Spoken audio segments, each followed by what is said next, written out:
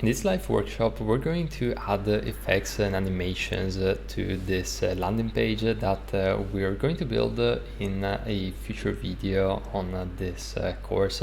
And I want to basically teach you, and you're going to learn tips and tricks on how to effectively apply these animations, but most importantly, what is going to be good practices on the web in general.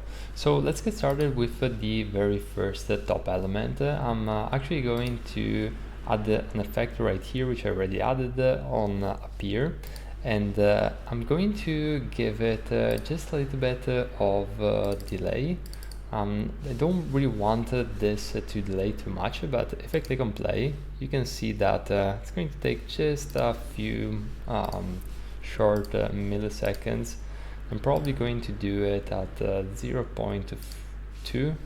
I don't really want this to load too much after the initial arrival on this landing page. And now I'm going to focus on the picture.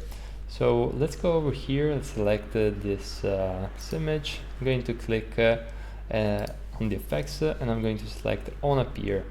Now I'm probably going to want to have an effect where this image slides from the right to the left and this content from the left to the right. So we could actually do it, I think it's sliding left. I don't know if it's going to do the opposite. Yeah, that's exactly.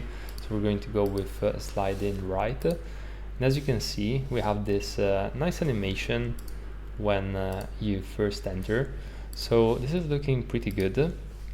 And I'm going to do the exact same application on this one. It's just that on Appear, I'm going to have it slide in left. So if I reload this, you can see that we have this nice animation. Nothing too fancy. I don't want to keep to make these animations too obvious or taking too much time, because at the end of the day, you always have to think through things from a user perspective and what is the end goal. And the end goal here is for the user to land on this landing page and learn about what this company is all about. So I want to keep things minimal, but adding this nice touch to it is going to really help in making this design look premium. Now we're going to focus on the logos, which I'm going to make on Appear. And I'm probably just want this to scale in or even fade in. Let's keep it very subtle. And I probably want to give this just a little bit of delay so they don't appear immediately. Let's give it a shot. Yeah, this is perfect. So as you can see, we have this nice animation. We can make it also so that when I hover over this image, you're going to see our grow effect. And this is mainly something that I want to show you in this sense that you can see how you can mix and match various effects. So I'm going to apply the effect on hover, and I'm going to scale it up to 1.1. And let's see how that works. So as you can see, really subtle, but just adds that nice little extra when it comes. And you can also do it on the opposite. Not too sure about the growth, so you can also do things like this. So overall, this is looking good. Now let's go on to the feature section, which as we can see, and by the way, for some reason this text was a bit too big compared to what we initially wanted, so I'm just going to scale it down a bit. And what we're going to do is we're going to have an effect on Appear again, and maybe we can just keep this section quite let's try sliding from top. Maybe that's not going to be, oh, and we definitely need some delay. Now, as you can see, the moment that you scroll down, you're going to often encounter this issue where if you do not have a delay set up, the animation is going to, and the interaction is going to load up immediately, so you won't even be able to see it. Like, as you can see, we weren't even able to see this this effect that we applied. So this becomes even more important to have the delay applied to it. So I'm going to go with 0.06, see how that works, and for some reason it's not wasn't catching up.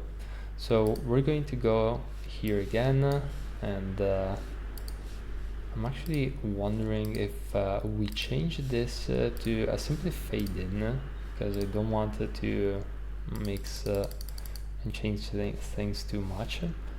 And I'm going to go and check this again, and for some reason this isn't catching. Now I just want to be sure that this has been selected, and going to go over here again.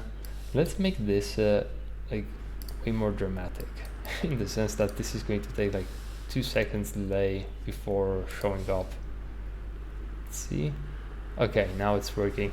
I think what's happening here, and this is not something which is going to happen in a real life scenario, is that the framer is catching the animation directly from here. So I'm just going to make this top this width or height a little bit smaller, so that we're 100% sure that what the framer is going to catch is going to be within the delay in just a moment. So okay, this is looking pretty good so far, and we have this on appear. But what we could do is actually, I think we need to set this up as on scroll. So let's try this one more time, and as I scroll down, this is working. We can make this even a little bit less in terms of delay. So as you can see, I haven't really went through this initially, and this is exactly the raw process which I want to show you. There's a lot of tweaking involved. It's just an infinite amount of trial and error, and yeah, that's just what this process looks like in day-to-day life. So you always want to just test things. And now let's move on to this very next element. Now for this one, what I want is to have an appear from left to right. So I'm going to go and slide in right, and I'm going to give it once again a little bit of delay. Let's say 1 second delay. Let's see how that looks like. And since we're going quite down in the page, what you want to do is to select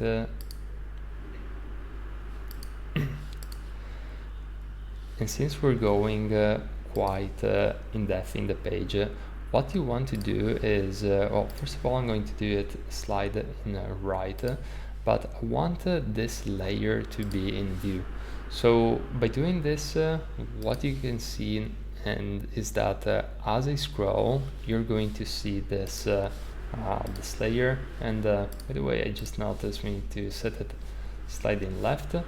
So if I try this again, this is working pretty well, and I'm going to do the exact same thing over here.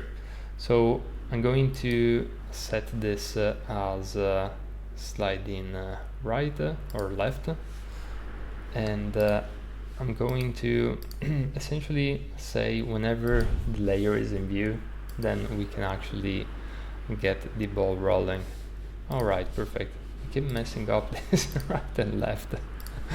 It's not the most intuitive, but here we go. now it's working. So as you can see, whenever I have this option, which I just toggled, you're going to see that this element is going to be interactive in the sense that it's going to scroll out and then scroll in. So this is going to be quite useful. Now I'm going to mess up the order of these ones once again, so just bear with me on that. Slide in, let's probably going to be left at this point, and I'm going to say layer in view. Let's see if that's gonna work. Perfect. And then we're going to have to go over here and select this, and it's going to be a sliding right for layer in view. And let's have a look. Perfect. So as you can see, as you scroll back, these are going to be interactive. So in the previous ones are going to be static, but for these sections, really like this interactivity going on. And yeah, overall this is taking shape pretty well. So I'm going to select the pricing section, and now let's go ahead and add also here and up here. And what we're gonna do is we are going to essentially have this let's make this sliding button and layer in view. Let's see how that looks like. So I go over here, see these guys, this is perfect. Sliding bottom looks pretty nice, so we're going to go for that. And now we're going to keep things pretty simple, pretty minimal for this one. We're simply going to set an appear, and we're going to say fade in, and actually layer in view with fade in, and probably we can do exactly the same thing for this footer section. So let's see how that looks like. And here we go. Perfect. And then this is going to scroll out of view.